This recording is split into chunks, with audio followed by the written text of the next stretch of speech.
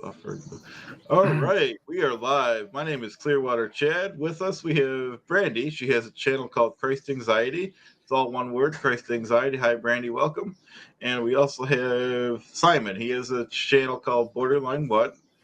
And welcome, Simon. Hi, Brandy. Welcome. Oh, I gotta lower this here. Simon. He has a channel called. And Simon, if you want to tell us a little bit about your channel. Yeah, so my channel is it's called Borderline What. It's quite hard to find actually. I've tried to type it into YouTube. It's quite hard to find, but yeah, it's called Borderline What. I cover a bit of Scientology, a bit of cults, but I'm moving my channel more into discussing BPD, borderline personality disorder, which is a condition that I live with. So yeah, I will put the link to my channel in the description afterwards. I haven't done it yet, but I'll try and do that afterwards to make it a little bit easier for people to find it. Yeah, so Brandy, do you want to just quickly say something about your channel quickly? My channel is Christ Anxiety, and if you look it up, it's just all one word. And I just mainly talk about different religions, cults, organizations, what have you, and just have a safe place for everybody to come and talk and just view different opinions and what goes on with everything on the different subjects. Cool. Right, yeah, and then your channel's I've tried to find your channel before, and it's very easy to find. As long as you put Christ Anxiety all in one word, it comes up pretty. I think it's like the first thing that comes up pretty much. So it's nice and easy to find. And you've got your email there, I see. So I'm guessing people can get in contact with you if they need to. Yes. Cool. I will try and do that as well. I'll try after this. I'll put in my I'm live streaming this to my channel as well. Are you live streaming this to your channel, Brandy? Yes, I am. Yeah. So again, you can watch all of our if you've got free devices, stick it on your TV and your phone or whatever, and try and if you want to.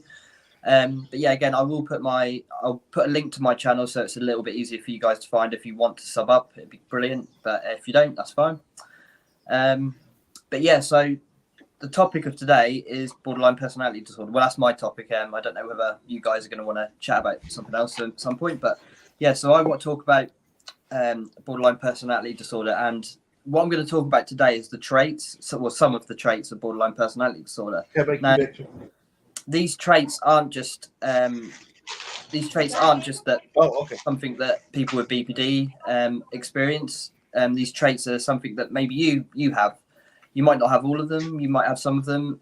I feel like, from my perspective, the traits that I have all of these traits, but I feel like I maybe experience them a bit more intensely than maybe some other people do. So, but I may be wrong. I'm not a healthcare professional, and again, please don't take. Please understand, I'm not a healthcare professional. If you feel like you need help with any mental health disorder, please contact the relevant organisations or your doctor or whatever.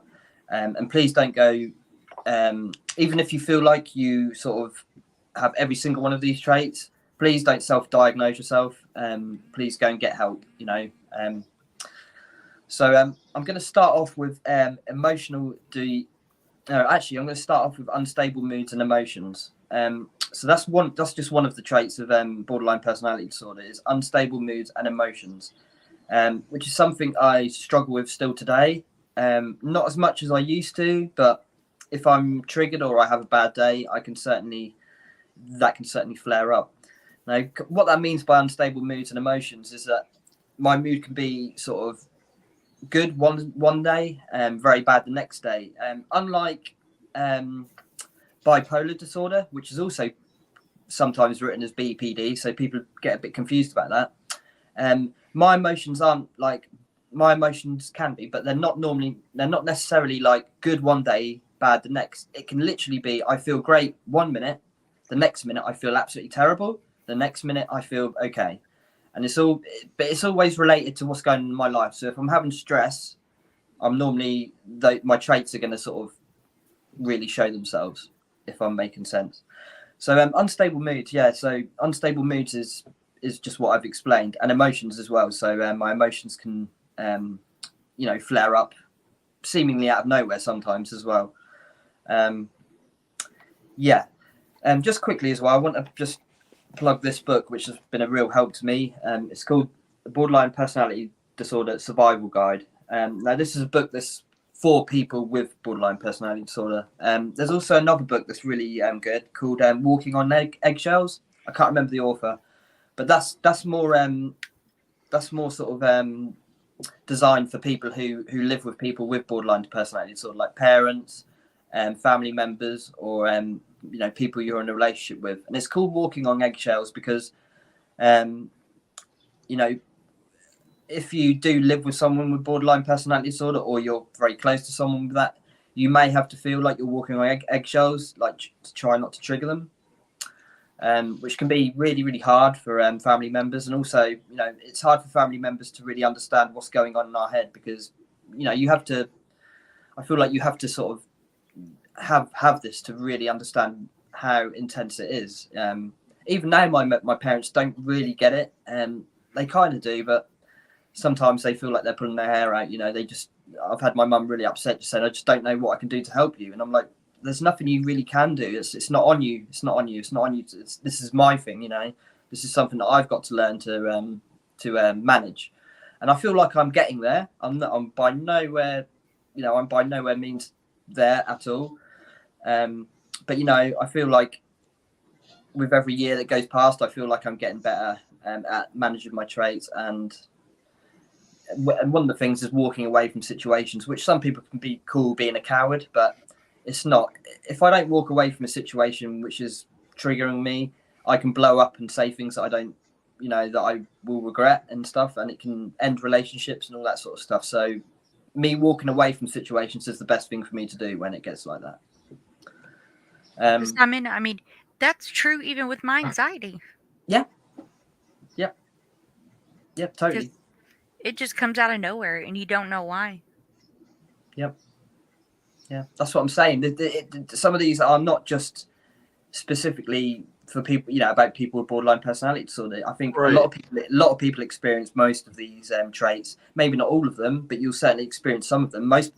Definitely people are going to experience a lot of these emotions, or a lot of these traits. And I think emotions and anxiety and stuff like that is something that a hell of a lot of people struggle with. Not just people with personality disorders or mental health issues. My sister probably struggles with some of these as well. She's not, she hasn't got a mental health issue, I'd say. She does suffer with anxiety, which is a mental health issue, I guess. I do think it is. I suffer with anxiety very badly as well. It definitely is a mental health issue, I think. Do you agree with that, Brandy? Yeah. Yes. Yeah. Again, because it's very relatable. Yeah. I was medicated for anxiety for a long, long time. So, So, where am I going with this? So the unstable moods and emotions. It's something that used to be really, I couldn't control it. I just could not control it. It was just, I'd just blow up and ruin relationships, ruin friendships, and say things I didn't say things that I didn't actually mean, and that I would regret afterwards.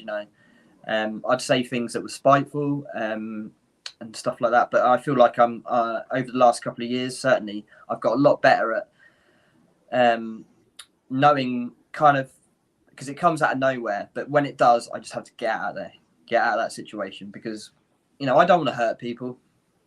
And this is another thing with borderline personality disorder.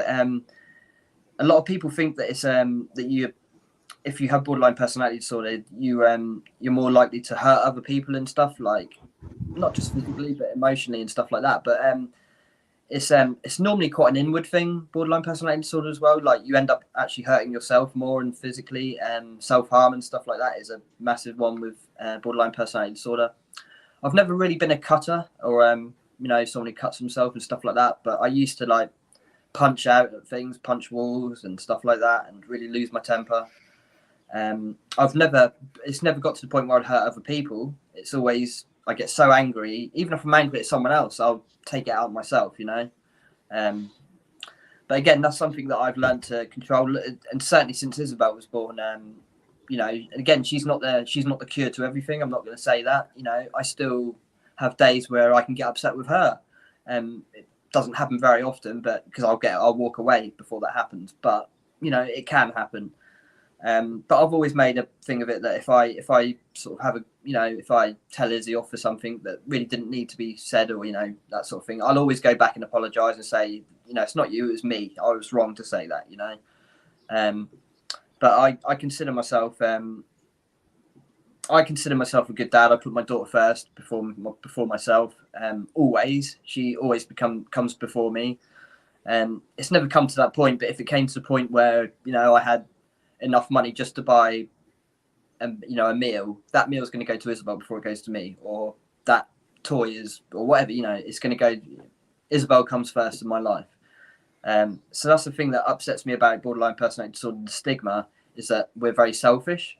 That might be the case with some people, and it might have been the case. It probably was the case for me before I really realised what I had and before I was diagnosed. But I feel like since I was diagnosed and I've done a lot of research myself and learnt my triggers and learnt the symptoms and the traits, that it's something that I've worked really, really, really hard on, and I feel like I've got very, very far. Again, I'm not there yet, and I probably never will be there, 100%. But I'm definitely. I don't want to stop you, Simon. I don't want to lose your train of thought, but you're in that one. You're almost the opposite. You're really generous, and you know what I mean. Yeah. Yeah. I guess so. Yeah. I guess so. Yeah. I tried to be, and I think, and the other thing is with that, being generous, it's a two-way thing. You help someone else, and it also makes you feel good as well. So it's kind of, so you could almost call that a selfish thing, because it's like, oh, it makes me feel good helping someone else. But it's not just about that. I like to see other people happy and stuff. So and it's cathartic for me, doing something like that. It makes me feel great, So yeah. No, that's cool. That's great though.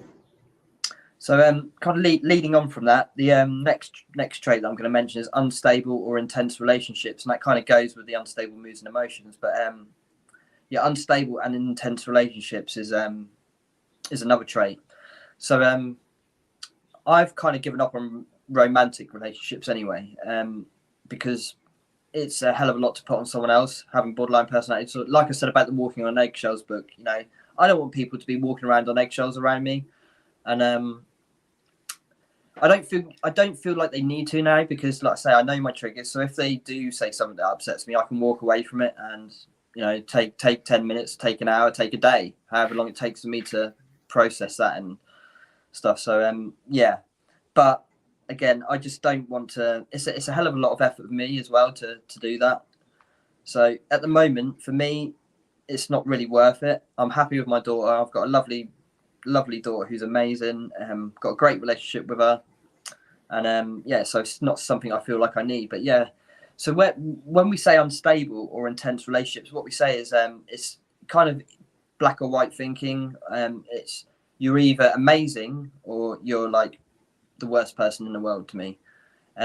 Again, that's got better over the years. I've sort of seen the nuance in that there isn't good or bad.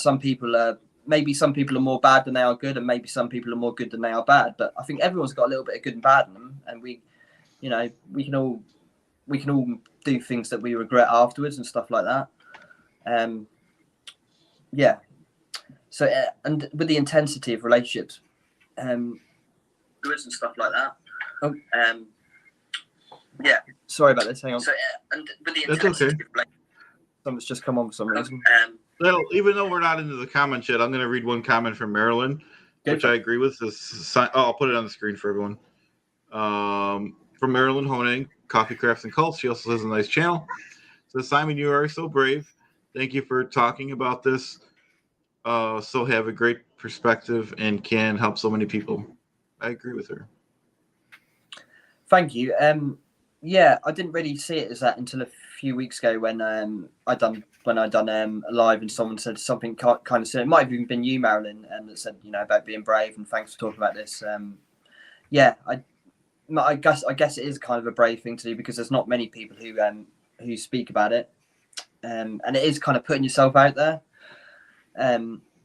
You do get judged having any. I think you get judged having any mental disorder or any mental issue. You can get judged, but borderline personality disorder is definitely something that's got a lot of stigma around it, and you can even just mention it to people. I think before they even meet you, if they know you've got borderline personality disorder, they create this thing in their head of like what you're going to be like and all that, you know. Yeah, but to come out into an open forum and try to help people like you and Brandy are doing with anxiety too in her case is huge, you know. Yeah, definitely. Yeah, yeah, and hats off, Brandy. It's, yeah, you're doing. Yeah, you're obviously helping a lot of people as well. With because I think a lot more people suffer with anxiety as well than borderline personality disorder. So you're going to be helping more people than I am. I don't But yeah, even it think takes a it's lot a, of courage. yeah, I don't think it's a case of, who helps who more or anything like that. It's, to me, it's just getting, for both of us, it's getting it known. Yeah. I mean, just Yep. plain and simple. Because for years, Simon, I was actually diagnosed as bipolar. Right. Okay.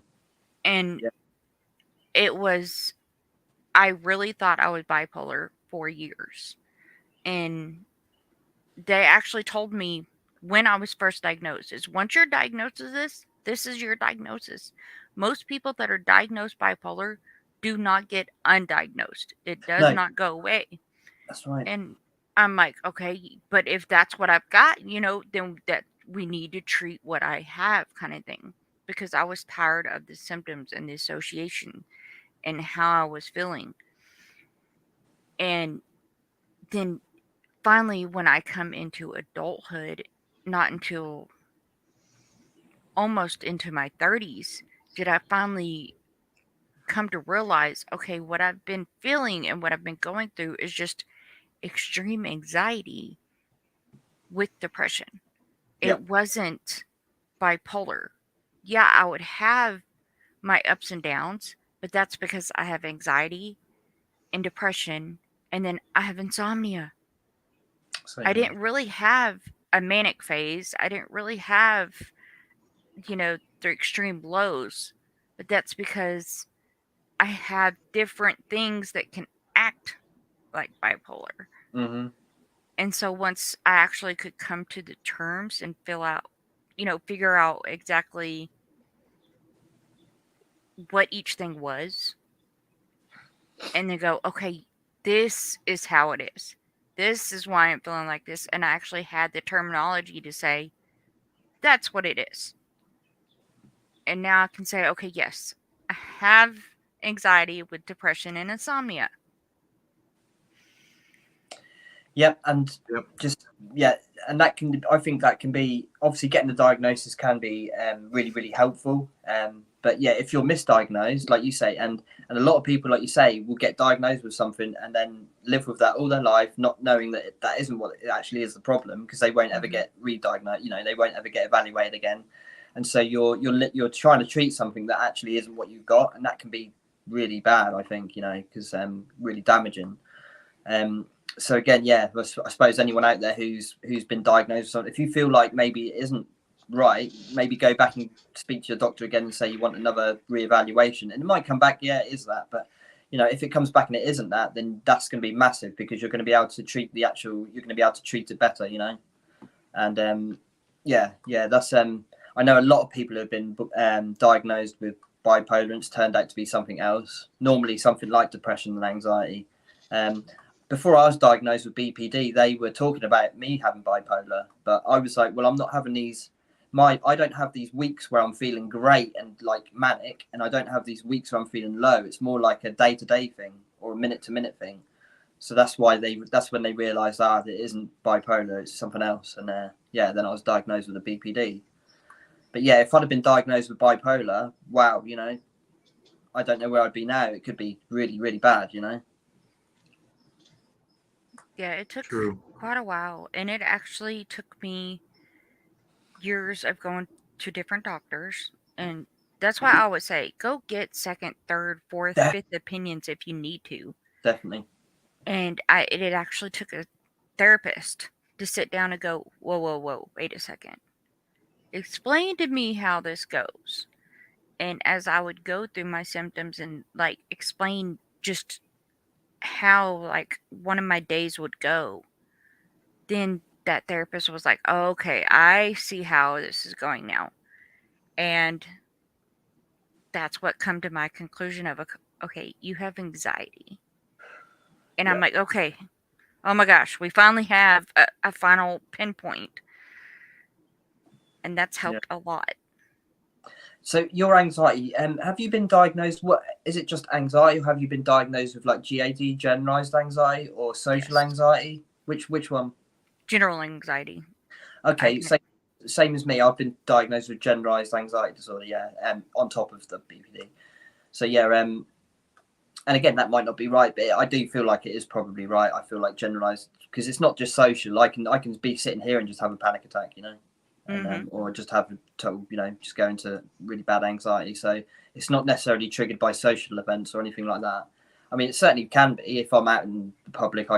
This is all too much, sort of thing, but yeah, it sounds like to me it probably is that. Yeah. But Oh yeah, again, because like we can all three be sitting here having a great time, and we could in fact all be laughing, and all of a sudden, out of nowhere, for no reason, I'll be angry, mm-hmm. and it'll be like, why?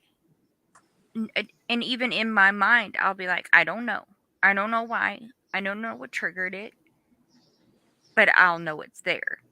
Yeah. And if I'm that angry, if I know I've reached that level, I'll take my medicine, and then I actually have a punching bag out in the garage to where I know, you know what? Go release it. Mm-hmm. Go do something about it Yeah. before I'm destructive. I've I'm one I've yet to hit the walls or anything like that, but I could feel it coming. I Mm-hmm. could feel it to where it's that next step. Yeah. And I'm like, no, I don't want it getting there. And so I'm like, okay, this is what I'm gonna do.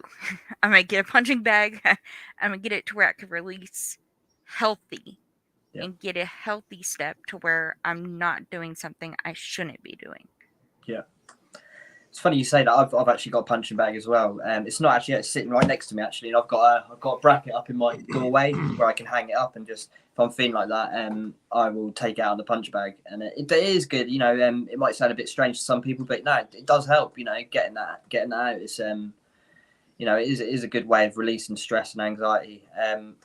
So yeah, I think to anyone listening, if you can get a punch bag, you don't have to spend a lot of money on one. Just get a cheap one, and yeah, that can certainly help you, and it can probably help you from stop taking your medication as much as well. If you're on I was on benzodiazepams, which are I think it's called Xanax in your country. Mm-hmm. A few other ones like diazepam. Mine was diazepam. I was on, but yeah, and it worked. It's a very good. Don't get me wrong. It's a very good medication for that. The trouble is, it's very addictive. It ended up giving me seizures and epilepsy. So trying to come off it.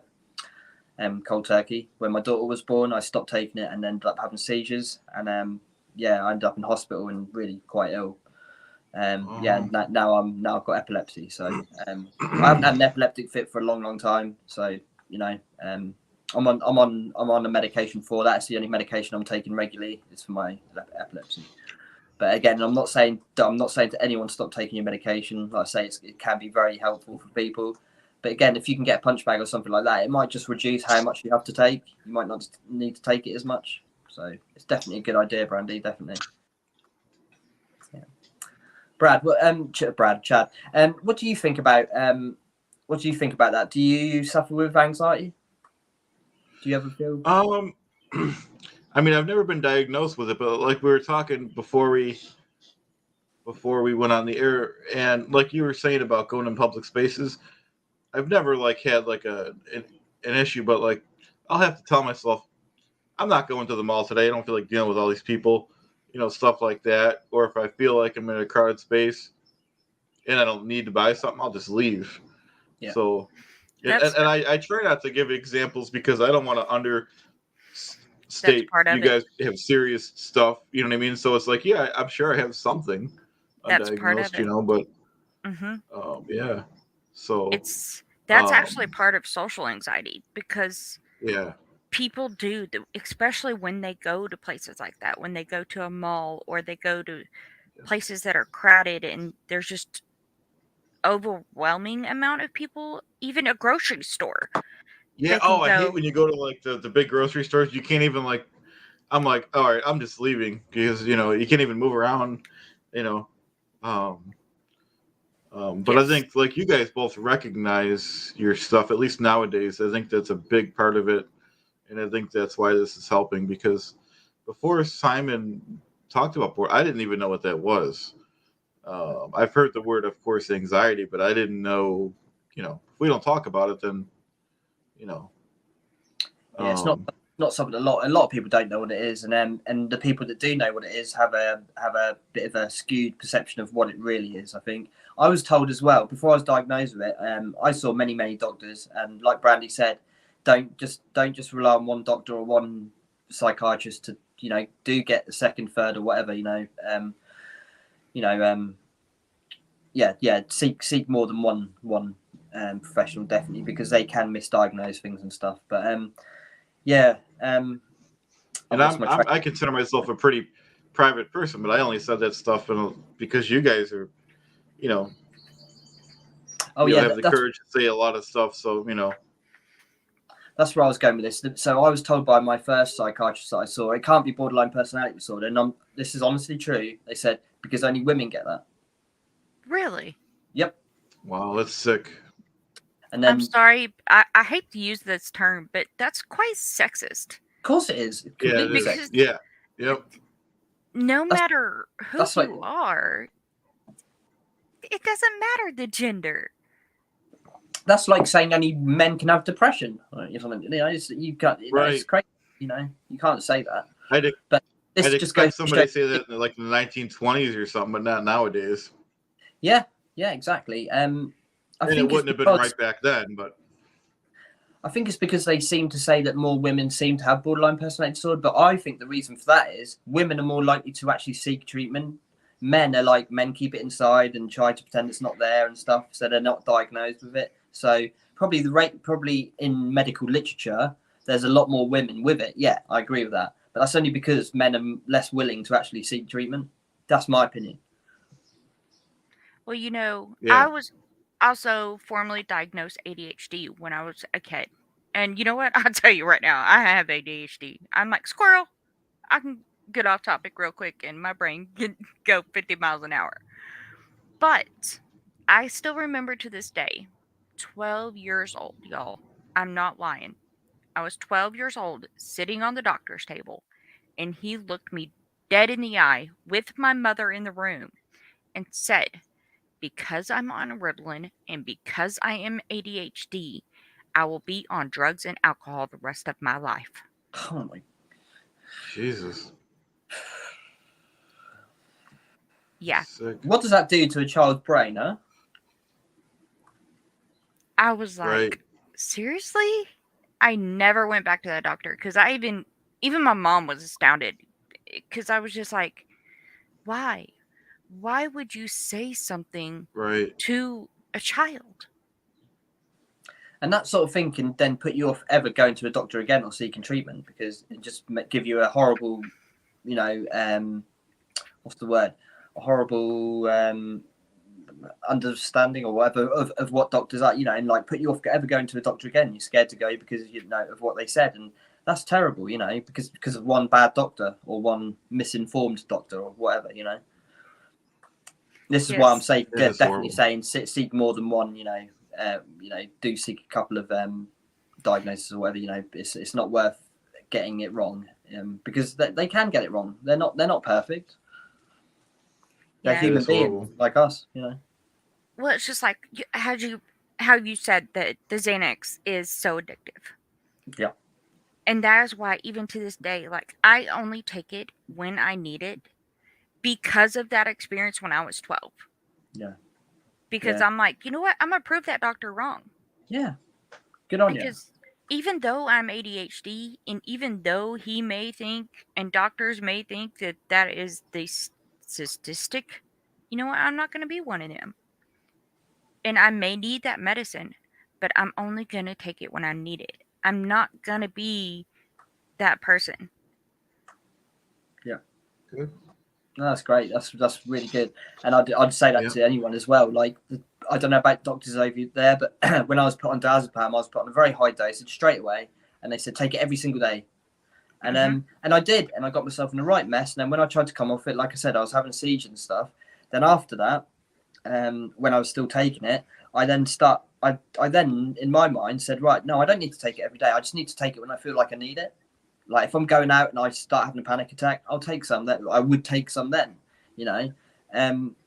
So I wouldn't be taking it every day. So I then didn't develop an addiction to it. You know, I wasn't addicted to it anymore. I was just maybe taking it once or twice a week when I needed to. Maybe at the weekends if I was going out for a family meal or something. But yeah, that's crazy. So I don't know if it's the same in your country when you get put on these medicines. Do they say take it every day, or do they say take it as needed? Oh yes, I was originally prescribed to take it 3 times a day.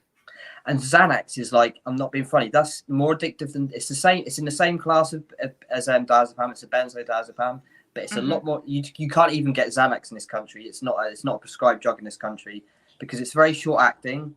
It doesn't last very long, does it? It's like 2 or 3 hours, I think. Yeah, but it actually takes a minute to get in my system because I've noticed, I don't know why, I guess it's because of the anxiety and getting older or something, but I've noticed being a passenger in the car, I can get my what ifs go wild and I get very, very panicky in a car. And so if we're going to my in-laws, I'm like, you know what? It's an hour and a half drive. I already know it's gonna go, my anxiety is going through the roof. So before I leave the house, I'll go ahead and take my Xanax because I know it, like my feet are going up on the dash and I'm going to be thinking all kinds of things and like, yeah, it's going to go crazy because I know. But when I leave the in-laws house, it doesn't take enough time to kick in because we're already in traffic, 15 minutes up the road. And it's like, you know what I'm saying? So it's kind of like I gotta think in advance. Yeah, you got to when think I leave like their house. like an hour and like half an hour ahead, or something like that. Yeah. Same with diazepam, like what I was on. You it doesn't kick in instantly. But the thing is with diazepam, it lasts a lot longer when you take it. I think it lasts like 8 to 10 hours. So it's not as strong. It's not as strong as Xanax. Xanax is a very, very strong one. Which is crazy. I can't believe they're still prescribing that in the US. Really, they should be putting you on like diazepam, really, or something like that. If they're going to put you on a benzo, in my opinion, because Xanax is, it's very powerful. And the same thing, if you try to come off, if you're on Xanax, if you're taking that every single day, and you try and come off it, you're going to end up having seizures. It's not just me. It is like benzodiazepams and alcohol are the only 2 drugs. If you stop taking them, like cold turkey, they can kill you. The withdrawal can kill you. That and alcohol is the only drugs that can. Heroin, all these sort of other drugs, they won't kill you. You might feel rubbish for a few days. I don't know about those because I've never touched heroin. But yeah, I know opiates can be, apparently, like the withdrawal of them can be like really bad. You can feel hell, but it's not going to kill you. But yeah. So if anyone's on Xanax, definitely like. Again, I'm not. You can't listen to what I'm saying, but I'd speak to your doctor and say like maybe I shouldn't be taking this every day. Maybe I should just be taking this when I need it because it can really mess you up. But it sounds like you've learned that. So, well, look on your prescription bottles. I have some behind me. You can't reach them, but it does. Ours say to consult your physician before weaning yourself off or before you think about stop taking them. Yeah. Because definitely. of those effects. Mine did, but I didn't realize I was put on these medications. I didn't know what they were. It's only since I've come off them that I've done my research and was like, oh wow, this is why I was having seizures and stuff, But they do say, as with like antidepressants and stuff, don't stop taking them. If you want to stop taking them, speak to your doctor and stuff. But you need to wean yourself off these things. You can't just go cold turkey. I didn't know that, so I just went cold turkey thinking I was doing the right thing and ended up in a real mess, But see, Simon, I think that's where doctors mess up. Yeah. Doctors, that should be on their plate. And that doctor should have said, you know what, Simon, before you take this medicine, know this. If you take it every day, this is what could happen. Yep. You need to know the pros and the cons. Yeah. Well, I didn't even know I was addicted. Right. When I came off them, I didn't even know I was addicted to them. I'd been taking them every day, but because I've been taking them every day, I'd never experienced a withdrawal. So I didn't know I was addicted to them. I just thought I'd been taking, I didn't know they were an addictive drug. But I soon yeah. found that out. I soon found out when I stopped taking them. But yeah, you're right, Brandy. Though I agree, the doctor should, tell you the long thing about everything. Yeah. But they leave that up to the pharmacist, And they don't to tell be you either. honest. No, because No, they that's don't. why you'll go to the pharmacist and you get a new medication and they'll be like, pharmacy consult. And half the time I'll be like, no, I'm fine, because even though they may think it's a new medication, I know all about it already. I've already done my own research. And I'm like, no, you don't even have to waste your time. Yeah. Yeah, after I came off when Izzy was born, I come off my I didn't come off my antidepressants. I just came off my my diazepam and stuff, and my sleeping tablets as well, which are very similar to benzodiazepams. They're in my country it's called Zopiclone. I think there's Zolpidem in your country as well. And what's Zolpidem called in your country? Sorry, bear with me. Oh, you're fine. Oh, I was on trazodone forever. Oh, okay. Yeah, that's a strong one, isn't it? Mm-hmm. Yeah. I can't remember what it's called in your country, Zolpidem or Zolpiclone, but it's that's the name, but they give it a branded name, don't they? They give it a brand name. But yeah, it's not a benzo, but they're called Z drugs and they're hypnotics. They're very closely related to benzos. And again, I don't know if they can like give you seizures now. I'm guessing they can, but because they affect the same part of the brain, the GABA receptors in your brain. And again, I didn't know any of this until I come off. And then now, after that, any medication I was put on, before I was put on it, I was researching it, and doing. And I do think that's really important as well. If you're put on a medication, or if you're on a medication now, just do a quick Google search, and you can learn all about it within an hour or two. You can learn all about the side effects and that sort of stuff. Definitely do your research on medications, because you can't leave it up to the doctor and the pharmacist, because they're not going to tell you all that. I agree. They do like to push the drugs. That's the first thing they do. They don't even try to solve the problem. Which I started a couple comments, but let me see if I can get to it. Oh, Terry said it's Ambien here in the U.S. That's it, Ambien, yes. Like ambient, like chill out sort of thing, chill you out in the evening. Yeah, Ambien, that's it. Yeah. I didn't want to go through the comments yet, but because we're on the topic of medicine, I'll put it up on the screen. Just this one. B. Barron said, "Have any of you ever tried loving kindness meditation? I feel like it's the only non-medical thing that helps me with mental health issues, and he thinks diet helps too. What do you guys think?" Do you want me to go first? Go ahead. Yeah. I did some meditation years and years ago. It's something I haven't done for a long, long time. I do need to start doing some meditation. I find it really, really hard. But yeah, again, it's something I need to really work hard on. But only recently, the last couple of nights, I've been. This was some advice of one with Cat Shell. I hope you don't mind me saying, but she told me to try some sleep music at night time to help me sleep. And I've actually had some really good night's sleep recently. Doing that, just listening to some really nice. It's type into YouTube sleep music, and it'll come up with hundreds of different ones. You just pick which one you want. But yeah, because I like to have background noise on. I have to have something in the background to help me sleep. Me too. And normally that's podcasts. And I'm not being funny. Some of the podcasts we listen to and the shows we listen to aren't probably the best things to be listening to when you're asleep, or trying to get to sleep.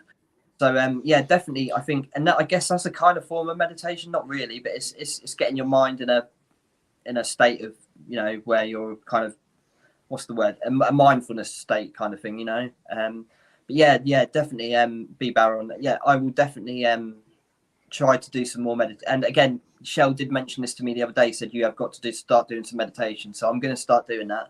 And I think, again, this isn't something that doctors tell you, is it? The first thing they do is put you on my sister was put on antidepressants recently, and it wasn't until she spoke to me and I thought, oh, hang on, this was what happened to me as well. When I was put on antidepressants, they didn't ask me, they didn't even question what was going on in my life first. They just said, oh, you're feeling depressed? Oh, I'll put you on an antidepressant.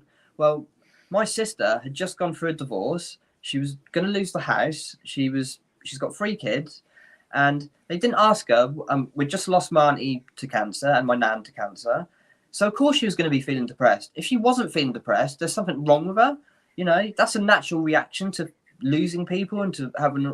But no, they just put you on a medication instead of talking you through this and say maybe you need to go and talk to someone. You're going to feel like this. It's a natural feeling. They just stuck her on a medication, which I was really unhappy about. And then it made me think, oh yeah, I was never ever asked what was going on in my life. It was just, oh, you're feeling depressed. Well, that's not normal. You need to be on medication. Good point. Yeah. Yeah. So yeah, good comment. I like that. With me, meditation never really worked. I don't know if it's because my ADHD brain or, you know, just not being able to sit still, things like that. It's something with me personally, I'm not able to do. Yeah, no, I get that. I mean, yeah, we appreciate you being honest. Yeah, No, I've never tried it, so it's the same with me, Brandy. I really struggle with it, but I think it's a case of like it's something you've got to work really really hard at. And I don't. Yeah, again, I'm not saying like you'd be able to do it. I just think some people just can't do meditation, but I think I can. But I think it's something I've just got to work really really hard at. You know. So I'm just looking at some of the comments here. Yeah, I started a couple. I guess if you see one, go ahead. But I don't know if I can see the ones that started a couple. Can I see the ones that are started or not?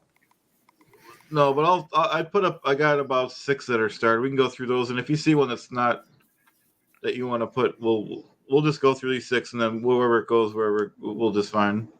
But Juliana Bittencourt says, oh, she's talking to someone in this one. We'll go to the next one here. Well, I'll still read it. It says, Sophia, I think diagnoses are important so we can understand ourselves better, but we need to teach ourselves not to put our own expectations on medication or a cure. Yeah, no, I think Juliana's right there. Definitely a diagnosis can help you understand, but you shouldn't put it all on that and all on medication. There are other options, you know. Yeah. So from a poet. Yep. From a poet says, anxiety attacks suck. Mine feel like a claw reaching out of nowhere and grabs your heart. Used to happen a lot. I'd look at a blank page. It got better. Yeah, totally agree, poet. It's a good description of how I feel sometimes when I get anxiety. Yeah, and anxiety comes in many forms too, because like we were talking, not only is it social or general, but then you get the anger, or you get like even like I don't know the word, like you just kind of feel out of sorts, like you're rushed and just like what's going on, you know. And there's just, for even just anxiety itself, there's just many forms it can take. And so you just really have to know your symptoms and like what triggers you and what falls under you as a person for that anxiety attack. Because even, I mean, crying can be one. Yep. Because constant, like, crying and not knowing, that's, for me, that's part of the depression, but also an anxiety attack because, I mean, just don't know why. Definitely. Yeah, good point. Juliana, something that I work on in therapy is to be aware of how I am and my triggers and what works for me regardless. Yeah, so Juliana, I don't know whether you heard me earlier. Yeah, finding out my triggers has been amazing for me regardless of my diagnosis, definitely, because now I know if I'm feeling triggered, I can, like, for what works for me, and this again, I said some people call it a coward's way out, but I have to walk away from it because otherwise I can just blow up and say things I regret or do things I regret and stuff like that. So yeah, if I feel like I'm being triggered or something is coming on, I'll just get out of that situation because that's the only way I can deal with it, you know. And I'll come back later on and I can come back and say sorry, or, you know, that upset me what you said. But if I just let my trigger or that come over me and let it just let it happen, then yeah, it's not a good thing. So yeah, definitely, I totally agree with that. I don't think that's the coward's way out at all. I think that's knowing you, Mhm. Yeah. knowing your diagnosis, and knowing, hey, you know what? Before anything happens, before something comes Yep. up, I'm doing what's right for me. Yep. Yep. Marilyn from Coffee Cults and Crafts says, good for you, Brandy. Finding the words to express what is happening is the first step. It took me a long time to realize and express that I'd been in a cult. Hmm. Yep. It's definitely true. Yep. And B. Barron said, hi, Juliana. Thank you so much for helping Clearwater Chad. You rule. I definitely agree. Juliana does too much stuff for me to list here, but she does a lot of work behind the scenes at Clearwater Chad and for the community.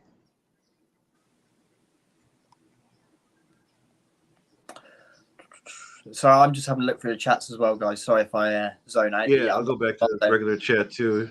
Yeah, let me know if you see something. I missed a lot because I started those. So Marin is also B Baron. Yes, diet definitely makes a difference. Yeah, I obviously suffer with my eating. I can't get a diagnosis for that because apparently I don't fall into the only two eating disorders that exist, which are anorexia and bulimia. What a load of rubbish, in my opinion. I'm classed as having disordered eating, apparently, which we can't help you with. But yeah, diet definitely makes a difference. If I'm not eating, I feel, I'm going to feel irritable. I'm going to feel tired. I'm going to feel like I've got no energy, and that affects your mood massively. So if I have a good breakfast and a good meal and stuff, I feel a lot. I can deal with things a lot better. Yeah. And she said, I tried every medication after being diagnosed, caused weight gain and drowsiness. I was scared to drive. Yeah. I never had the problem of weight gain with medications, and I've been on quite a few that were meant to cause weight gain. But I definitely got the drowsiness, the just feeling like a zombie and stuff like that, not even feeling anymore. And yeah, I can understand not and being scared to drive. Yeah, definitely. Yeah, I can totally understand that. Marilyn did have a question in chat. Oh, did I miss one? Okay, what? You can go ahead. If I can find it, let's see. See. Okay, there it is. Oh, sorry. I'm gonna come out so I can see. Right. Says no problem. Marilyn's clear question is, Brandy, did your church preach against meditation? Mine did. It would sometimes trigger me to try even the deep breathing because it was such a no-no. But I find it similar to prayer in a way. Yeah. They didn't preach against meditation. But I know what kind of triggered me is for a long time they preached one way of like praise and worship and doing everything, and it was kind of ingrained into me on how to do praise and worship. And then when they moved to non-denominational, all of a sudden the youth group had to completely like stop in their tracks and do it completely different. And that kind of triggered me, and I was like, hold on, we're used to doing it this way, now you're completely having us like stop and not do what we were doing. It's all completely hands off, and we basically had to be like 5 feet apart from each other. And it kind of, to me, in a way, it threw off the way of how we did praise and worship. And so it really just, in my teenage mind, messed everything up.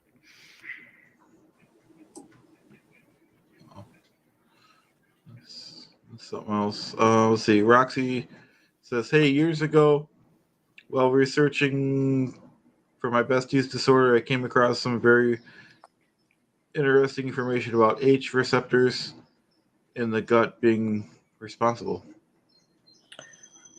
Wow. I'd like to. Yeah, I'll actually write that down because I've heard about your gut being being really important about that sort of stuff, but I don't know anything about it. So I'm going to write that down and probably do some research later about that. I could see that. I take I don't even know what the probiotics. Oh, is that right? Okay. I'm getting, yeah, I didn't even know what an H receptor was then. I was thinking it's probably something to do with like your bio in your gut and all that sort of stuff. But Yeah, I take probiotics because I'm a person like if I'm really stressed or if I think something's wrong or I think somebody's mad at me or even if really severe weather comes through and I think that I'm going to need to go in the cellar or something. My first gut thing, this may be TMI for all y'all, but the first gut thing is I have to go to the bathroom. First reaction before anxiety hits in. oh, okay. Yeah, it's a little bit different for me. When I get anxiety, I need to go. My stomach goes. My stomach's like, and yeah, maybe not need to go to the bathroom, but yeah, sometimes. But I certainly can't eat when I'm feeling like that. Cannot eat if I'm feeling anxious. Not a chance. What Terry's just said there about whilst listening to relaxing music, I breathe slow. I breathe in and I breathe slowly. Sorry, I slowly breathe in and tell myself I'm letting in good, clean air and thoughts. When I exhale, I tell myself it's the bad stuff leaving my body. Yeah, that's something I've see. No, I would class. Now, maybe I'm wrong, guys, but I'd kind of class that as a form of meditation. And this is what I was saying about listening to the music at night time. That's kind of what I've been doing. Breathing in nice slowly, not necessarily thinking it was good, clean air, but just thinking like, breathe in the good and exhale the bad. Yeah. Is that? I mean, I'm guessing that's a kind of form of meditation, but maybe I'm completely wrong. Sorry. Maybe it's mindfulness. I don't know. But, yeah. I think you're right. At least part of it. Let's see. Baron says anxiety makes my neck and shoulders and face start cramping up. Makes my heart feel like it's pounding super hard. Makes yeah. sense. Yeah, that's definitely that is how I'd explain anxiety perfectly for me anyway. Yeah, neck and shoulders and my face. I get tight and very tight and yeah, definitely. And my heart. Yep. And he also says slow, deep breathing and saying loving kindness statements to myself helps when I can't take my meds. That's definitely a good point. Yeah, again, another brilliant. Yeah, I struggle with the loving kindness statements because I do struggle with the self love and all that sort of stuff. But yeah, taking slow deep breaths. Like I said, I think I said to Chad before we started this when I'd done my live the other week, I nearly wasn't gonna do it because I was having a panic attack before starting. But I spoke to one of the chatters in the SPTV community who I've sort of got to know, and she said just go outside, take a few deep breaths, and that's what I done, and it certainly helped calm me down. So yeah. Mac, my mum's family would lean in when you tried to walk away and trap you in the name of harmony. Got out of there for boarding school. Okay. Yeah, I think I kind of know what you're saying there. Yeah, yeah. So your family trapped you in the name of harmony. What does that? To me, this sounds like a religion thing. Yeah, it does, doesn't it? That's why I don't get it. I think. What was that last one, Chad, that you brought up there? Let's see. I'll try. Here it is. This one, right? Oh no, the one after. I think another one came up. I think Simon. There we go. Simon, I found an interesting approach to practicing loving kindness is to start with someone you love rather than then Isabel would be my then you try to keep that feeling whilst you shift it towards yourself. Okay, cool. I'll give that a go. Yeah, man. Definitely. Nice one, Juliana. Getting some great comments today. That's brilliant. Yeah, sorry about that, y'all. My dog decided my spouse coming home is like everybody in the house gets to know. That's all right. Rock it out with Kim D. Hyde. Over a decade of medication for insomnia, only to discover I am a natural short cycle sleeper. No medications or alterations needed. Well, that's horrible. You're on the medication, but I'm glad you found out. Yeah, Kim. So I struggle with my sleep massively. I struggle getting to sleep and I struggle staying to sleep. So is that similar to that? I guess.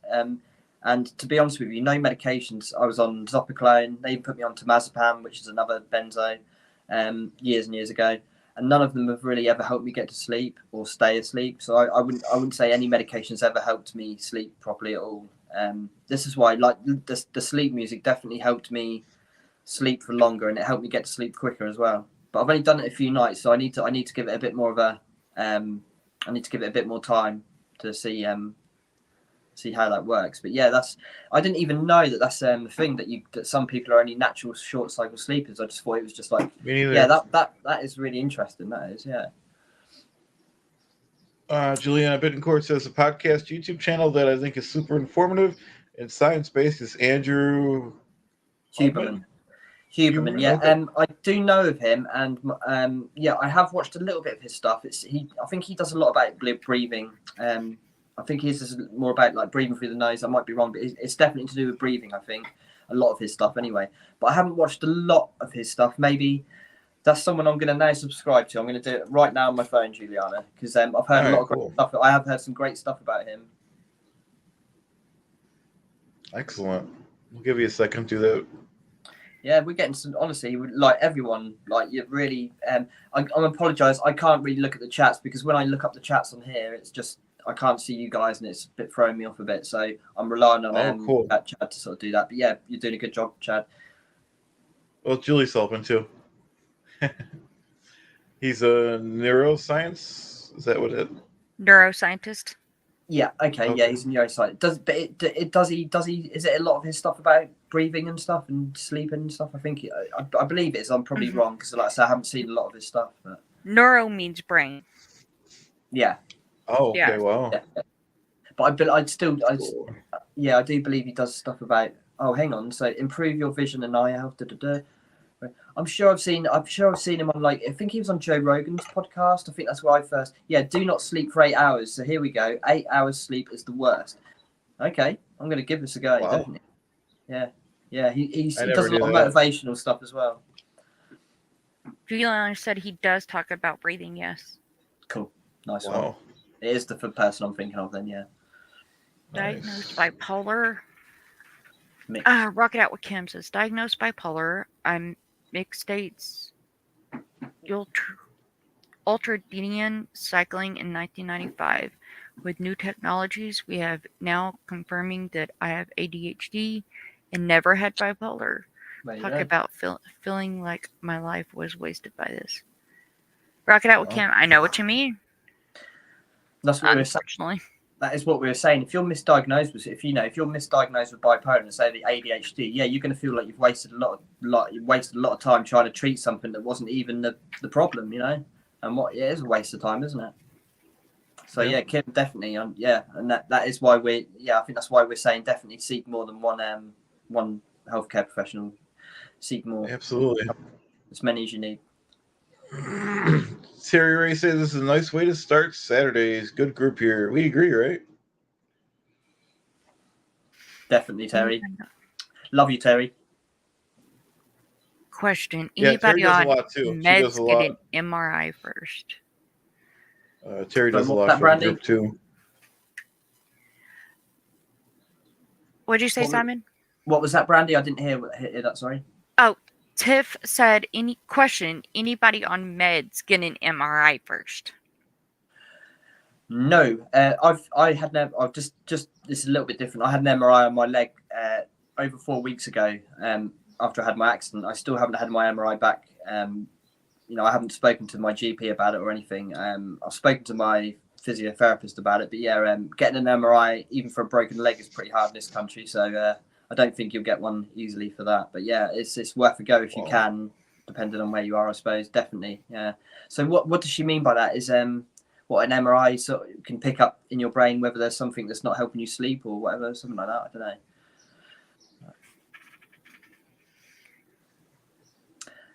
It can if you have the right doctor, they can see the different changes in your brain on the different, like, whether depending on what they're looking at, they can see those different changes and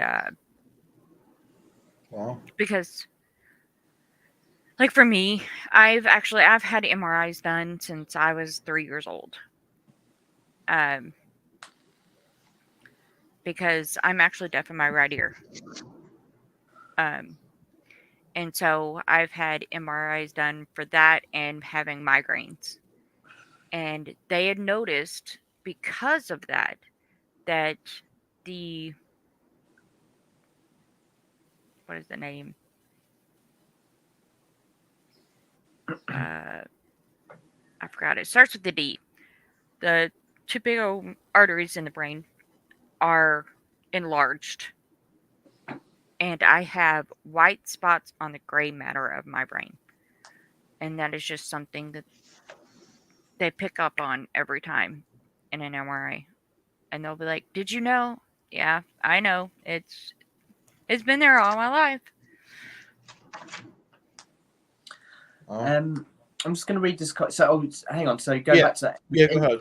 I will just say I don't know. Obviously, I'm in the UK. You guys are in America, so I can't speak for your healthcare system. But I think a lot of people in the US think the NHS is brilliant.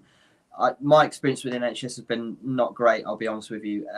They're great if you're in if you have an emergency. I had car crashes and stuff in my past, and they're brilliant then. And if you're like, well, I was then going to say if you're light, your life is endangered, like you've got a life-threatening disease, but even my auntie, Nan, suffered with not getting the diagnosis in time, so I wouldn't say they're that great at that. But so I don't know. It sounds from what's being said, it's a lot easier to get these MRIs in America. I may be wrong, but yeah, it's not easy in this country. I don't know if you guys can see, but I've actually got a scar here on my forehead. But yeah, I split my head open about 6 months ago, like proper cracked my head open. I didn't actually crack the skull, but it was a real big gash to my head, and it was I was in A&E for 12 hours just sitting there in A&E waiting to be seen, and in the end I was going to walk out, and then they said, "I will see you," and then I was discharged from A&E. My sister came to pick me up, and they hadn't even stitched it up, and it was like about this. It was about this big, and it was like right, you could see my skull. They hadn't even stitched up or cleaned it. So my sister actually took me back into A&E, and they then done it straight away. So this is what I'm saying about. And I didn't get an MRI scan then. I should have had, because I had a massive impact on my head. So yeah, it's not great. But I'm going to read out this question from Joel McCoy. Has anyone else noticed that Brandy has become so much more expressive over the past few weeks? Her insight is keen, and she's gotten good at expressing it. I'm guessing so. Yeah, I'm guessing so. Probably. I'm not going to say I've noticed it, but if you guys are noticing it, that's awesome. And I think if you guys are noticing it, it's definitely, yeah. I agree. Brandy, you're doing a great job today, Brandy. Definitely expressing it. Right. Absolutely. Yeah. Yeah.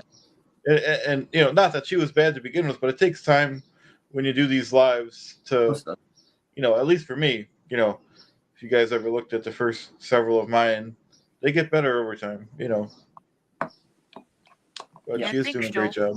Oh yeah, I think I was crap when I first. Well, not that I've been doing it for very long, but I've got a little bit better at. Yeah, they get better each. Just like anything, practice and, same here. I'm certainly not great with it, And I think feeling comfortable as well. I feel quite comfortable in this community talking about it. I don't know about you, Brandy, but I didn't at first. I was maybe a little bit wary whether to talk about this stuff, but now I feel like I can talk about this stuff, which makes it easier to then express yourself, doesn't it? So. Tiff 45. Absolutely. IBS reactions are common with panic and anxiety. Yeah, so I don't know if it's IBS, but like I said, when I get a panic attack or anxiety, my stomach goes straight away and I can't eat. So I guess that's kind of like IBS, isn't it? Yeah, I don't know whether it is. I don't know enough about IBS, but I don't think I've got IBS because I can eat pretty much anything and not get stomach problems unless I'm anxious. What about you, Brandy? That's a whole other subject. One for another day, is it? Yeah, I have irritable bowel syndrome. Okay. I've been checked for Crohn's disease and ulcerative colitis and all of that. Thankfully, I don't have any of that, but I do have irritable bowel syndrome, and both sides of it. And so I have IBS mixed, is what they call it. Wow. And that's what I have to be really specific with doctors too, because if, like, say I go to the ER and they want to prescribe me medicine, and I'll have to be like, okay, but look, you have to realize I have IBS mixed, so I can go from one extreme to the other the same day. So just keep that in mind when you're prescribing meds, because it can go varied. And it's just like that when I have like surgery or something like that. I'm like, you have to keep it in mind that I have this. And so I usually have doctors prescribe other stuff to go along with it to make sure that the IBS doesn't get inflamed or irritated or anything like that. Just quickly, about the Crohn's disease, and that's horrendous. I know IBS, I'm guessing, is not a nice thing at all. But I had an ex-girlfriend who had Crohn's disease, and she'd had like most of her stomach removed. You know, so that's pretty horrendous. Yeah, she was Wow. really she'd had a hell of a time with it. But we've got a question here from Catherine Gallagher. Is it all right if I read out? Yeah. Of course. If we haven't talked about it, thoughts and experiences with exposure therapy for anxiety. Yes, I have done a little bit of that. I haven't done it with a therapist or anything, but I've kind of done it myself.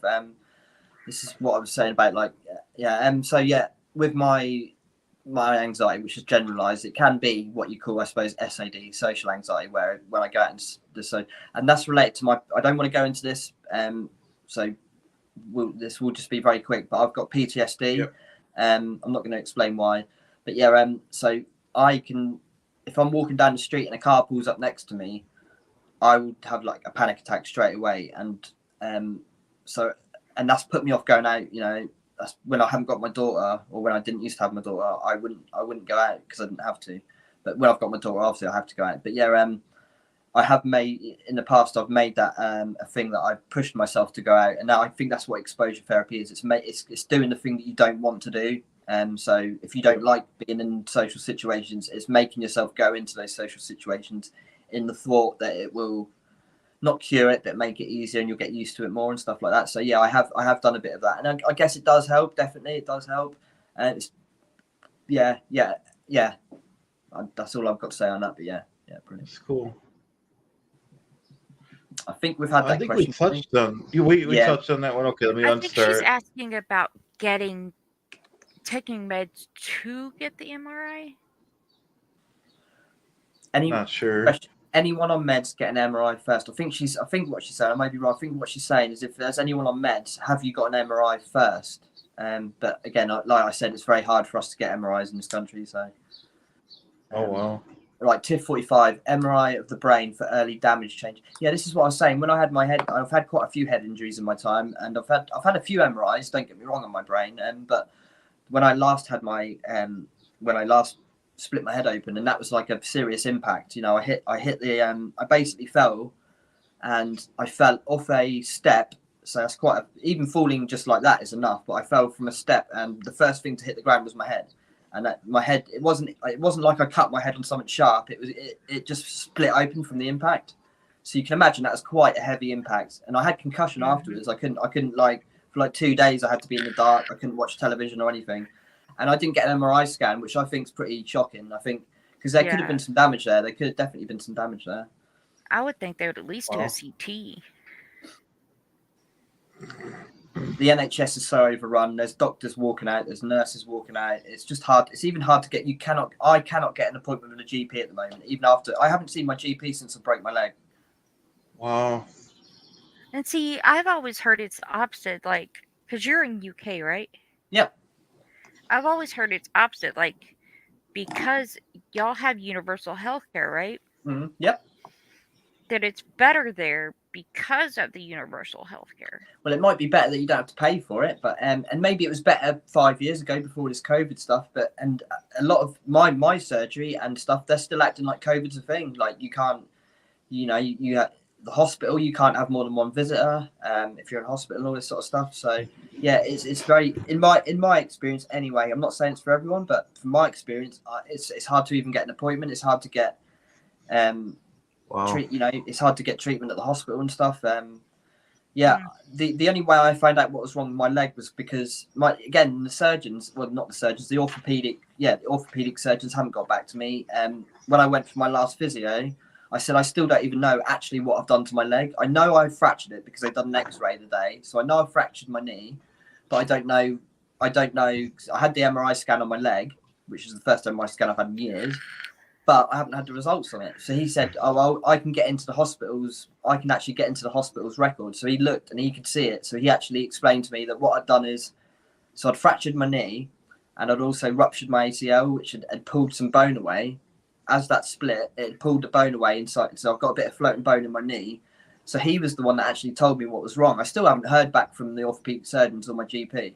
So, thank God for my physiotherapist, But again, I've only seen this is 4 weeks, no, getting on nearly 5 weeks since it happened, and I've seen my physiotherapist 3 times now. Yeah, that's sick. Not good.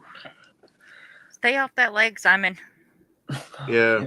No more vacuuming. Pardon? No more vacuuming. I know. My mum told me off about that. We know you got a maid, Simon. We know you got a maid over there.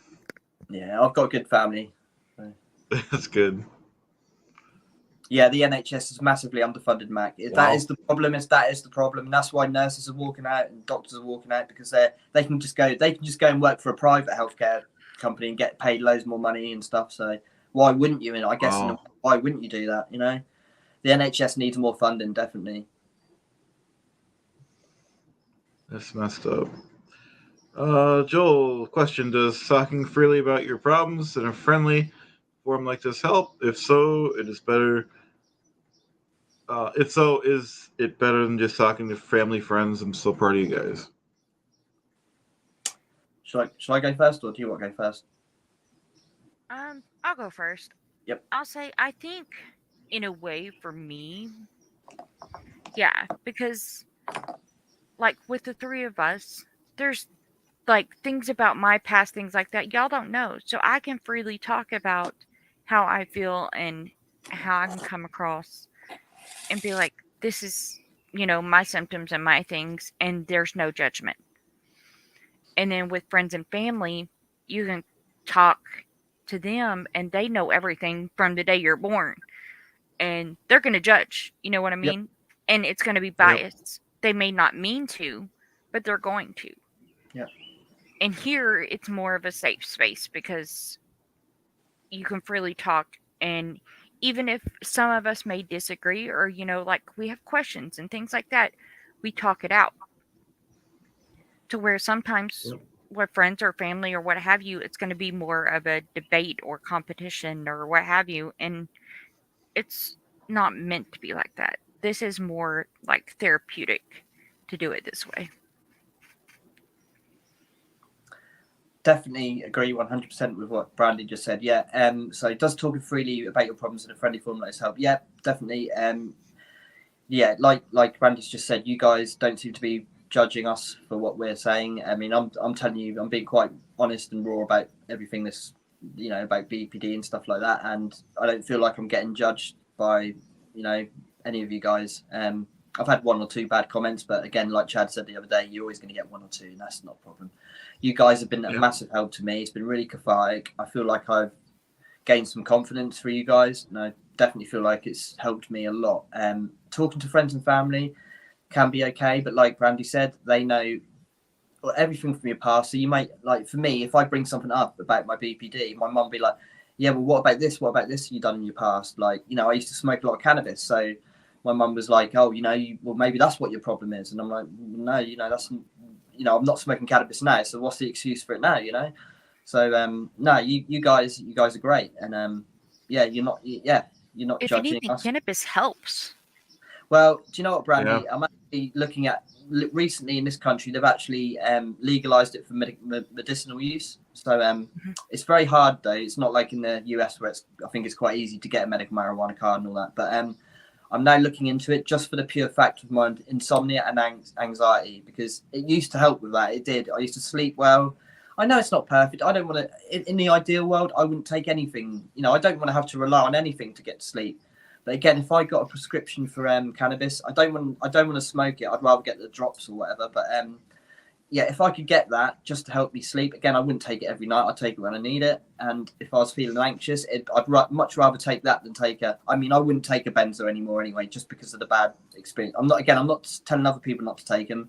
It's purely because I've had such a horrendous experience with them. I won't take them anymore. But yeah, I'd much rather take something like cannabis, which is not going to give you half the side effects. It may be addictive to some degree, but it's certainly not going to kill you if you try and come off it. That's my answer. But yeah. Very good.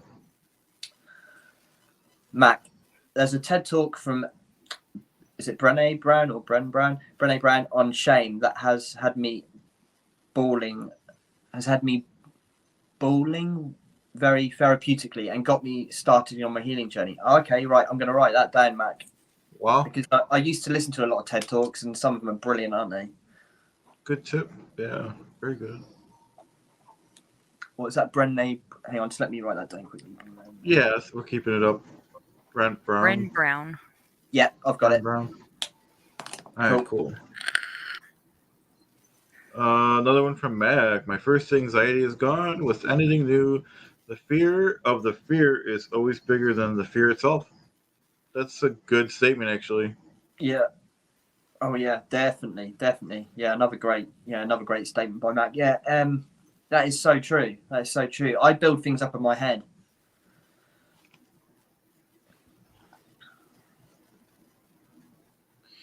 Yeah, one of the weird things is, as a kid growing up, I can remember I used to make fun of my mom and my sister all the time because they had the fear of heights.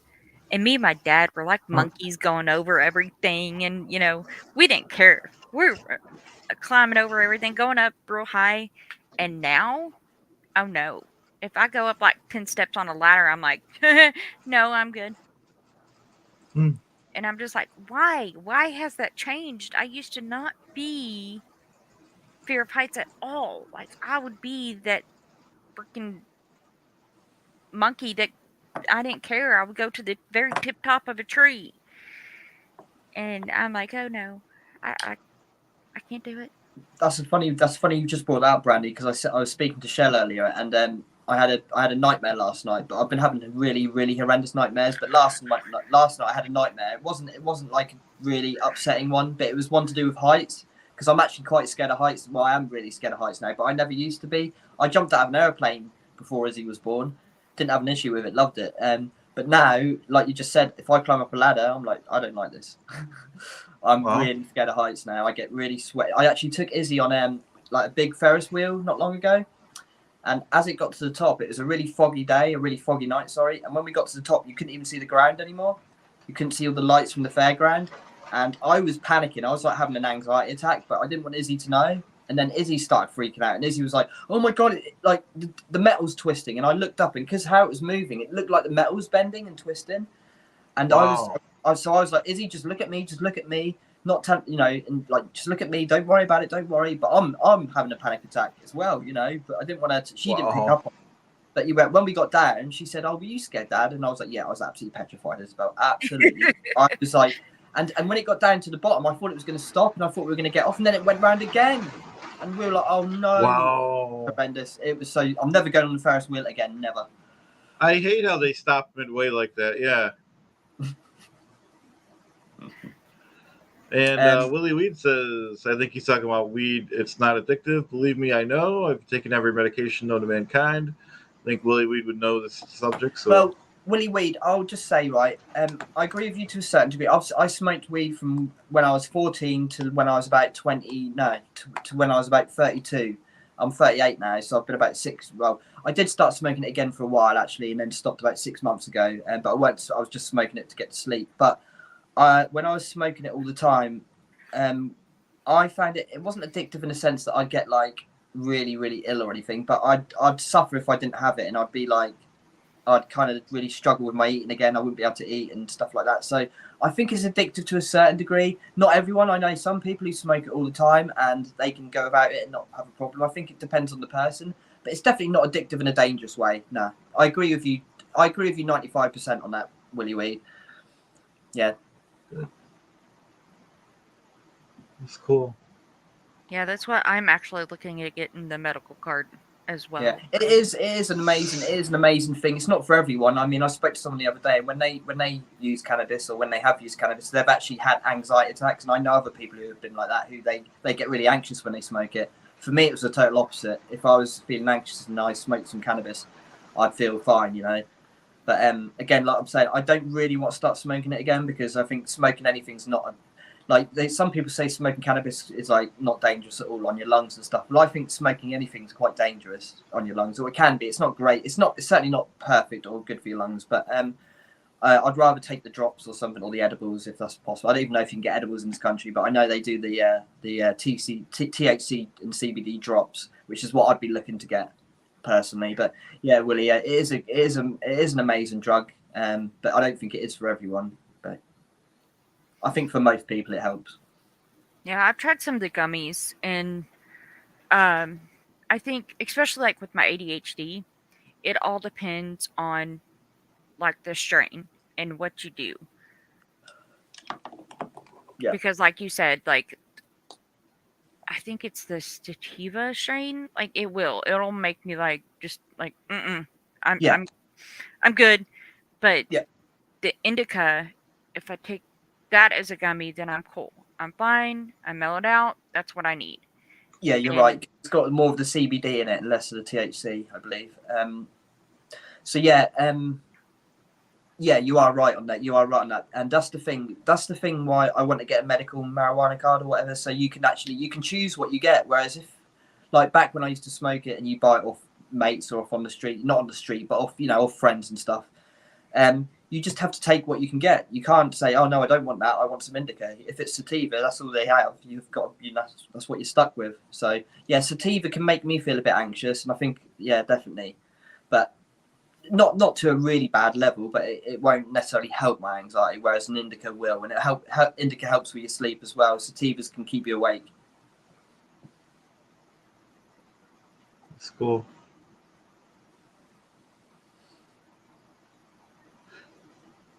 So I'm just You looking. guys see anything else? That's Yeah, I my think phone. we're kind of winding down. Yeah, let me know if you see any. Yeah,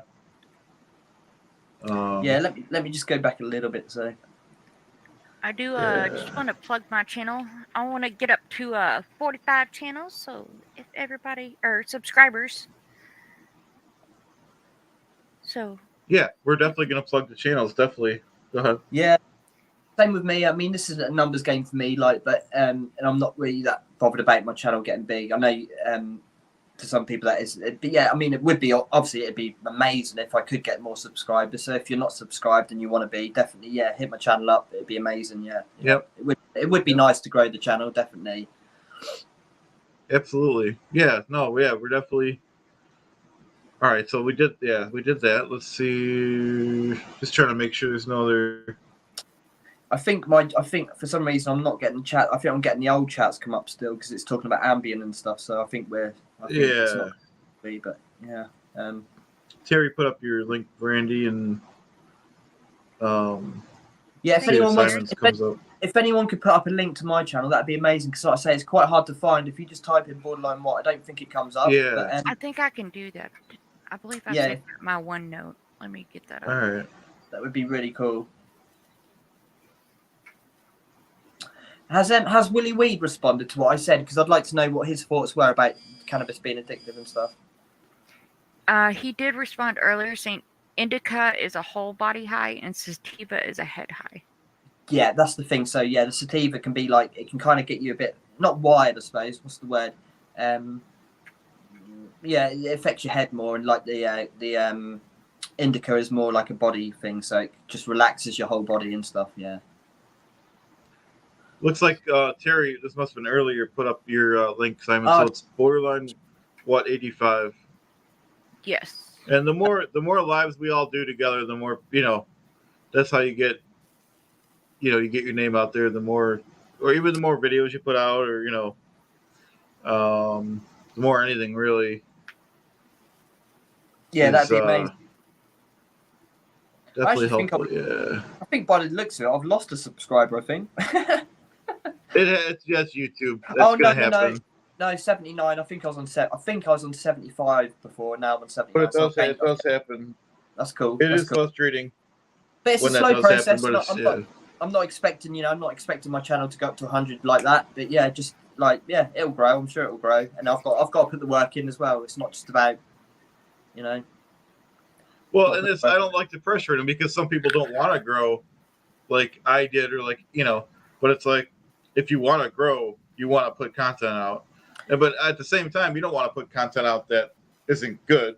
So exactly, it's kind of one of those chicken egg things. Yeah, it's not know. necessarily a case of I don't want it to grow. I do want it to grow, but I'm just not gonna. I don't want to focus on numbers because for my mental health and stuff, I don't want to Right. be like, oh, worrying about numbers. No, Well, it's no, if it happens, it happens. it's gonna grow, but it's gonna grow quicker the more content. But like I said, you don't want to put content that's not great. But the more collaborations we do, that, like I said, I picked up on this one because last time people still like it. So I'm like, well, why don't we do things people like? Wouldn't that be smart? Oh, Chad, like I said, I'm gonna be the first to admit. You're kind of breaking up, Chad. Yeah, you're breaking up, Chad. We can't hear you very well there. Sorry. No, it's all right. It's all right. Oh, sorry. I'll try to say it again. So, like I said, not everything I've done has been a success. I want to do the things that have been success. You know what I mean? That we want to be, at least I want things that people want to see. So, sorry if I got most of that, Chad, but you are breaking up a little bit. But yeah, that's fine. Yeah, I got what you were saying, though. That's all right. I still Yeah. someone said this funny. Well, it's just like you were saying. Basically, you got to put your stuff out there. Oh, okay, like, yeah. It doesn't like matter. I said, I purposely will say, "Yep." Go ahead, sorry. It's okay. I was just gonna say you were saying like it doesn't matter, what content you put out there. You can try different things. And like I put a reaction video out there this week, and I think it was the night before last, and I don't think it did that well. But you know what? Okay, so reaction videos ain't the no, I watched. That doesn't mean you. Yeah, I saw it. Brandy. I enjoyed it. Catch it. I also don't want you to discourage you. I mean, you might want to just take a breather from it, but try it again when you're ready. Just kind of reevaluate things. Like I said, I always use my examples where I tried things. The audit, they didn't.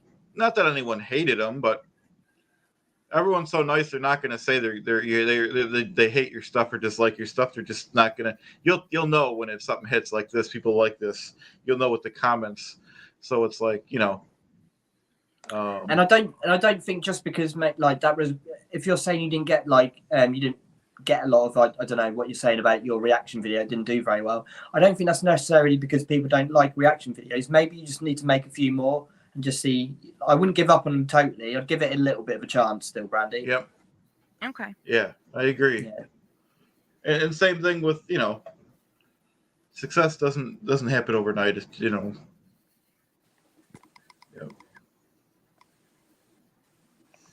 I'm just looking at the comments here, so I don't know when this was. 5:22, so it's a couple of minutes ago. Juliana, have a great day, Simon, Brandy, and Chad. Thanks for sharing. So I think, so Julie's off. Oh, Chad, he said thanks for your help, Julie. Yeah. Yeah, thank you, Julie. I think she might actually gone now, actually, but anyway, it's the biggest meal of the day is lunch in Brazil. I think she's goes to lunch around this time. Cool. But yeah, she does a lot behind the scenes, though. She did a lot on a daily basis. She was doing some starring today on the comments, and she does. You guys know she did the aftermath and the Mike Rinder stuff. A lot of that stuff. Yeah, I think she's still recovering from that. Bless her. Yeah, that was crazy. That was cool though. Yeah, definitely. Yeah, we're gonna do those as needed. When they tell us that they need money for either Mike Rinder or the aftermath or any good cause, really. No, I'm glad it went well. I'm glad the chat-a-thon went well. And thanks for having me on for the last half an hour or 45 minutes. It was no worries. I'll admit I was a bit not upset. I was just gutted. I was like, I really, really want to be part of it, and I didn't think I was going to get a chance. But Julie messaged me and said, if you want to come on for the last 45 minutes, come on now. So I came on, and thanks Julie and thanks Chad for having me. It was a pleasure. Oh, anytime. Yeah, you're always welcome in my programs. Yeah, mate. So I think I can look at the comments on my other phone. I've got two phones, one that I use for phone calls and one that I just use for YouTube. But right, so let me just have an anxiety, but probably anxiety and sativa probably wouldn't mix us willy weed. Yeah, so I agree with that. I think he'd written something else as well there.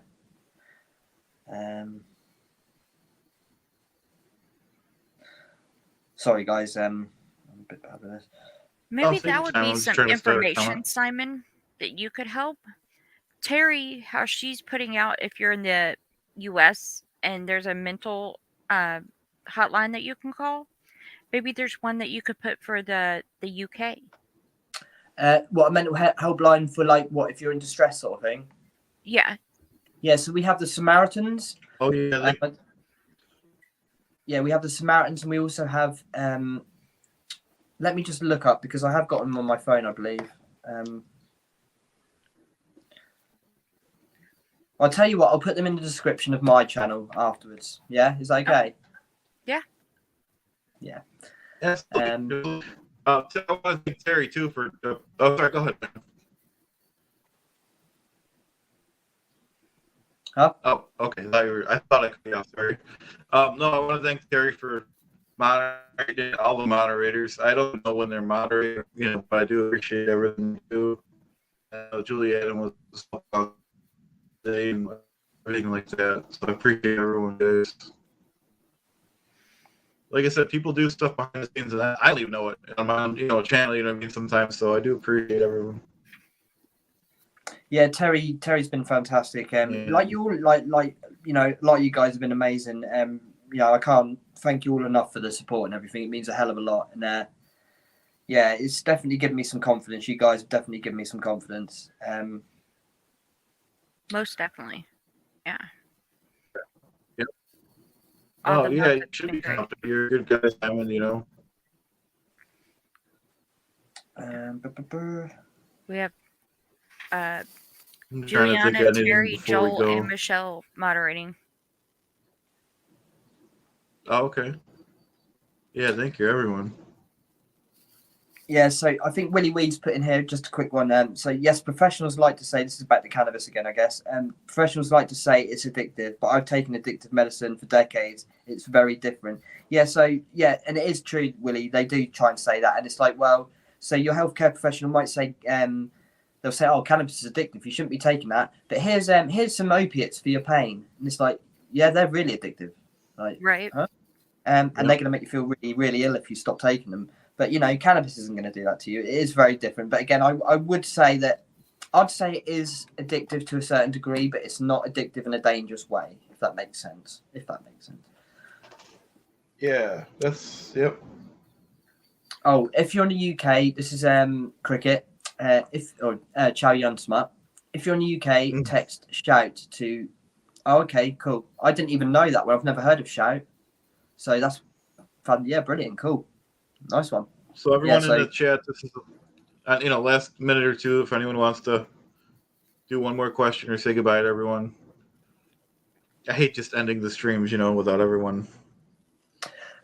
If you're in the UK, Terry's put here. If you're in the US, there's a mental health crisis line 988. You have to dial. So instead of 911, I guess it's 988. In our country, I believe it's 911, not 999. So you could call 911, or is it 991, something like that. And that's like, if you don't want an ambulance, but you need to speak to someone, or you need something like that. I think that's similar. But yeah, Samaritans in the UK, Cricket's just put up there. Again, I will put all these in the description so you can see them. I'll try to do that and put them all in there for you anyway. But if not, you can always look back in the live chat, and Cricket and Terry have been putting a lot of them up. So that's awesome. Yep. But I will do my best to do that for you guys. Yeah, that's good. And then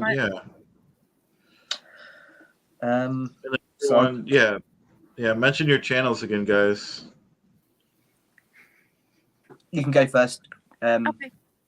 Mine's Christ Anxiety. I'm over on YouTube. I have Facebook as well. And I was currently at 39 subscribers before I come. So moving on up.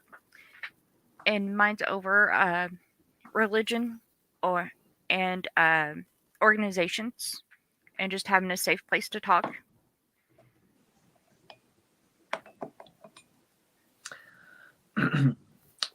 My go, yeah. And right, yeah. So my channel is Borderline What. I just do a lot of stuff on, well, not a lot of stuff. I do some stuff on Scientology and cults. Me and Chad sort of do our little characters. It's quite fun. So it's not all serious, but I'm now trying to concentrate a bit more on BPD and mental health and stuff. So because I feel like that's something I can offer people. Again, I've never been in Scientology, so I can just sort of do some funny stuff on it and stuff. But I was LDS for a while, which is Mormon. But yeah, so, but I don't really want to do stuff on that, to be honest with you. Not at the moment. I'd rather concentrate on the BPD. But yeah, so yeah, that's what my channel focuses on. And yeah, and again, I want it to be in the chat. I want it to be a safe place where the only rules are, I don't care about, because my daughter won't be reading the chats or anything. I wouldn't let my daughter read the chats anyway. But yeah, I mean, you can swear, you can curse, just don't do it. Don't do it for the sake of it, you know, obviously. But the only thing I would say, no racism, no homophobia, and we're all good. Good. Okay, so you guys posted that. Chad, we haven't had a weather update. Come on. Oh, I know. Wow. In Clearwater, Buffalo, it's kind of raining over here. It was raining terrible when the internet was blinking.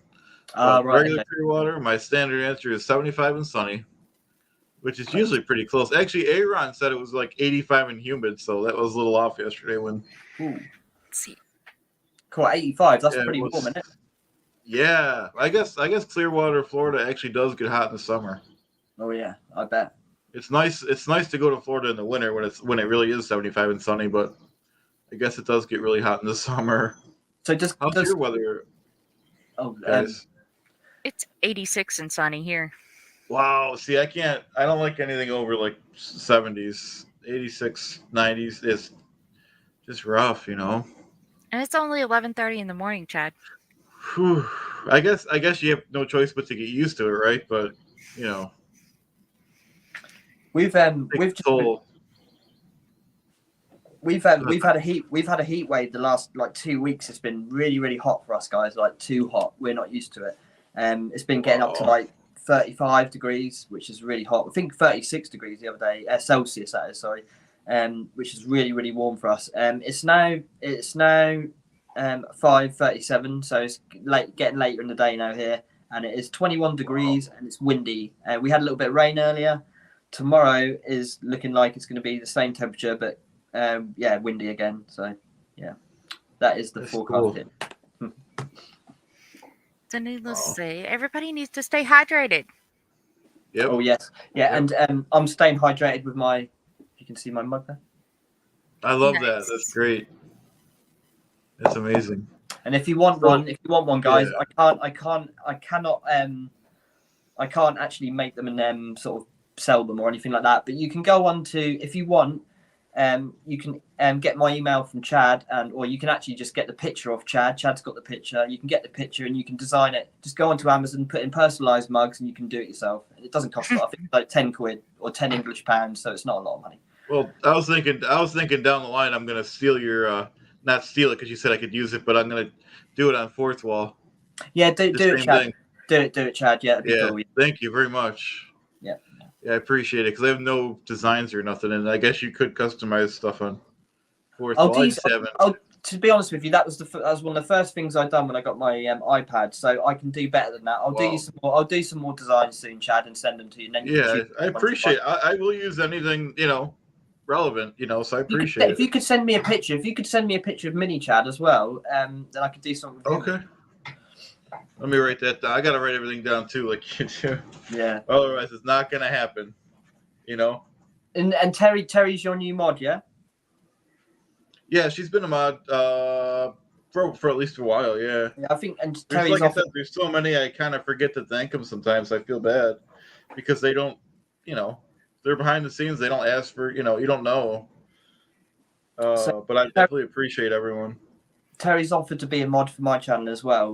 So what I'm going to do is I'm probably going to, you can get the Goldie mugs. I got my Goldie t-shirt delivered the other day as well. Do what Goldie says, not what Goldie does. And I got that t-shirt delivered the other day. But I'm going to have to. That's good merch to buy, yeah. I'm going to have to design a mug and a t-shirt which says, do what Terry says, not what Terry does, I think. So that'll be the next mug I'll be drinking from. That is good merch to buy. I don't usually push other people's merch, but the Goldie merch actually goes to Goldie, which Yeah. we want to appreciate her. So maybe down the line I'll buy something too. Definitely, Goldie does a hell of a lot of work, and I don't think she's what's the word? I don't think she's not paid. I don't think she gets what she should be getting. Right. Really. So I think it's really nice that Alex has done that. Really nice. Look what Michelle just said. What's Michelle said? Let's see. Oh, this one here. We should all wear. Is that the one? Yeah. We should all wear. Yeah, we should all wear mini Chad shirts for a day. That'd be cool. The one live it caught on. The one live. What day was it? Was it the Chadathon or something else? So it was three different people had. It was, wasn't it? 3 or 4. I think so. That was cool. Well, I need to get a Hawaiian. I'm gonna go and get a cheap. I'm gonna go and have a look around the charity shops, as we call them, and see if I can get a cheap Hawaiian shirt. That's the only place I get mine. It won't suit me, but who cares?